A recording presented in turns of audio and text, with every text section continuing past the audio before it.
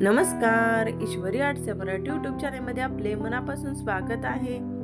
ईश्वरी arts Marathi YouTube चॅनलवर आपण आरी वर्कचे बेसिक क्लास घेण्यास सुरुवात केलेली आहे।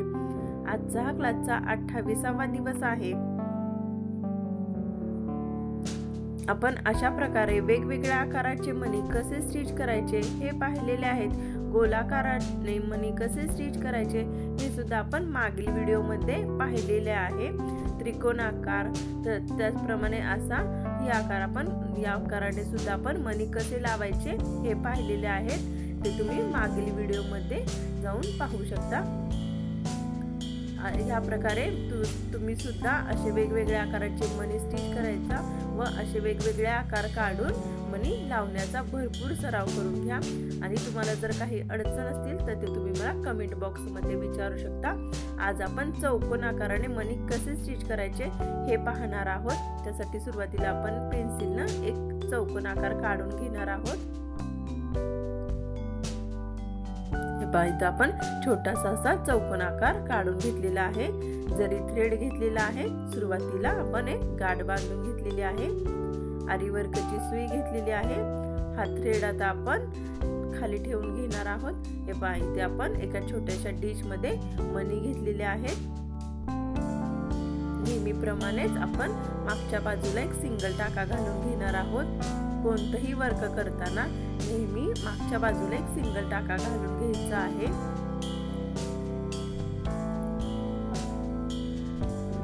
अगदी सविस्तर मी तुम्हाला यामध्ये माहिती सांगत असते। व्हिडिओ शेवटपर्यंत पहा व तुम्हीही असे वर्क करताना जे मी तुम्हाला टिप्स सांगितलेले असतील त्या फॉलो करा, म्हणजे तुमचंही वर्क अगदी व्यवस्थित होईल।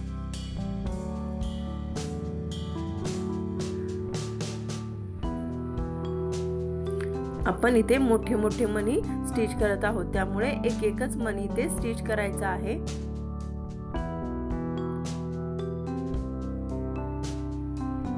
अगदी जवळ जवळ टाके घालायचे आहेत। दोन मण्यामध्ये अंतर ठेवायचं नाहीये।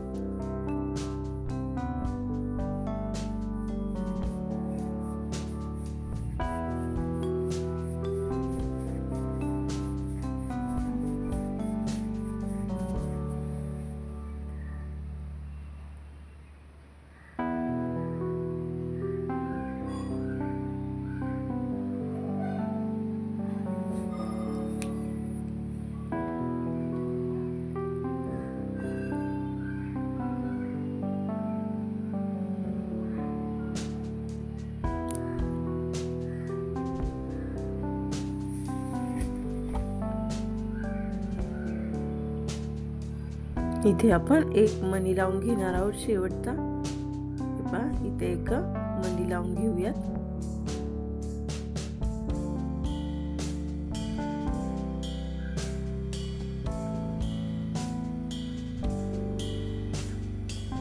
हे पहा, इथे आपण एक शेवटचा मणी लावून घेतलेला आहे। आता आपल्याला पुढच्या दिशेने जायचं आहे, त्यामुळे आपण आता जो शेवटचा मणी लावलेला होता त्याच्या अगदी बॅक साइडला म्हणजे साइडला थोडंसं आपण एक स्टिच घेणार आहोत। चेन स्टिच घेतलेली आहे अगदी जवळ, त्या मण्यांच्या अगदी जवळ मागच्या बाजूला एक चेन स्टिच घेतलेली आहे। आता आपण या दिशेने वर्क करायचं आहे, त्यामुळे या मण्यांच्या पुढच्या साइडला एक चेन स्टिच घ्यायची आहे अगदी जवळ। त्या मण्याला चिटकून अशी चेन स्टिच घ्यायची आहे, म्हणजे आपला कॉर्नर अगदी व्यवस्थित येईल, फिनिशिंग व व्यवस्थित येईल। इथे आपण मी तुम्हाला काही टिप्स सांगत असते, व्हिडिओ शेवटपर्यंत पहा। हे पहा, आपल्याला या दिशेने वर्क करायचं आहे, त्यामुळे आपण मण्यांच्या मागच्या बाजूला साइडला एक चेन स्टिच घेतलेली होती आणि पुढच्या बाजूला ज्या दिशेने वर्क करायचं आहे त्या दिशेनं एक आपण चेन स्टिच घेतलेली आहे। आता आपण या दिशेने इथे आपण मणी लावून घेऊयात। ज्यावेळेस आपण थ्रेडनं चेन स्टिच घालत होतो त्यावेळेस सुद्धा आपण अशा प्रकारचे वेगवेगळे आकार पाहिलेले होते। तिथे सुद्धा मी तुम्हाला काही टिप्स सांगितलेल्या होत्या, त्या तुम्ही वर्क करताना फॉलो करा, म्हणजे तुमचेही फिनिशिंग अगदी व्यवस्थित येईल।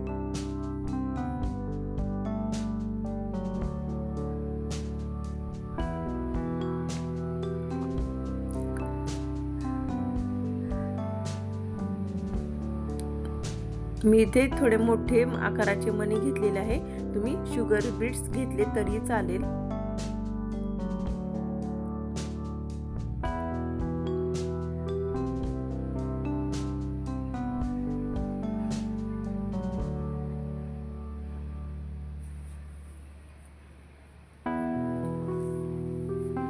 इथे आपण एक मणी लावून घेतलेला आहे, एक शेवटचा मणी तिथे लावून घेणार आहोत या लाईनचा। इथे सुद्धा आपण एक कॉर्नर तयार करून घेणार आहोत। मागच्या बाजूला एक छोटीशी अगदी जवळ चेन स्टिच घालायची आहे व त्याच मण्यांच्या पुढच्या बाजूला एक जवळ चेन स्टिच घालणार आहोत। हे पहा इथे आपण चेन स्टिच घातलेली आहे। इथे आपण आता या बाजूने मणी लावून घेऊयात।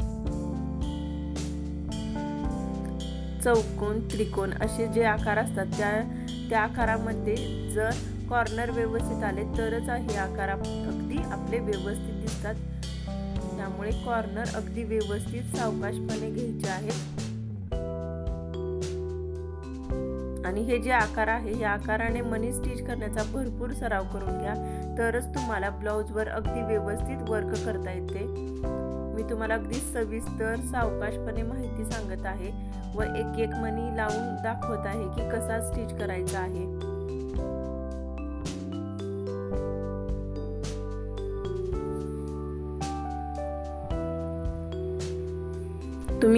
मी इथे जरी थ्रेड वापरलेला आहे, तुम्ही साधा शिलाईचा दोरा जरी वापरला तरी चालतो, सरावासाठी शिलाईचा दोरा वापरला तरीही चालतो। फक्त अगदी सावकाश तो वरती घ्यायचा आहे, नाहीतर तो लगेचच तुटतो, अगदी नाजूक असतो। त्यामुळे इथे इथे पण आपण एक कॉर्नर करणार आहोत। त्यामुळे या मण्यांच्या मागच्या बाजूला एक चेन स्टिच घ्यायची आहे आणि एक पुढच्या बाजूला एक चेन स्टिच घ्यायची आहे।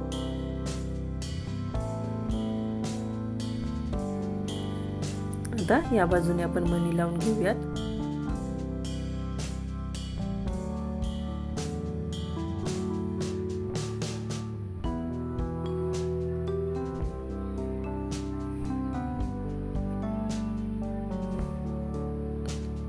इथे आपला एकच मणी बसत आहे, त्याच्यामुळे इथे एकच आपण मणी लावणार आहोत।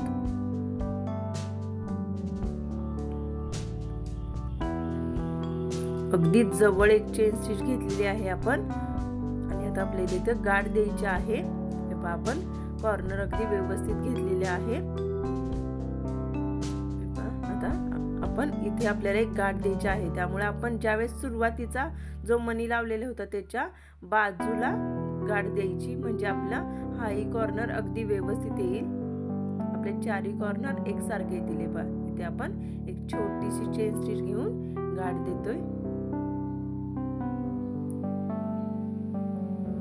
हे पहा तुमच्या व्यवस्थित लक्षात येत नसेल तर तुम्ही मला कमेंट बॉक्स मध्ये विचारू शकता।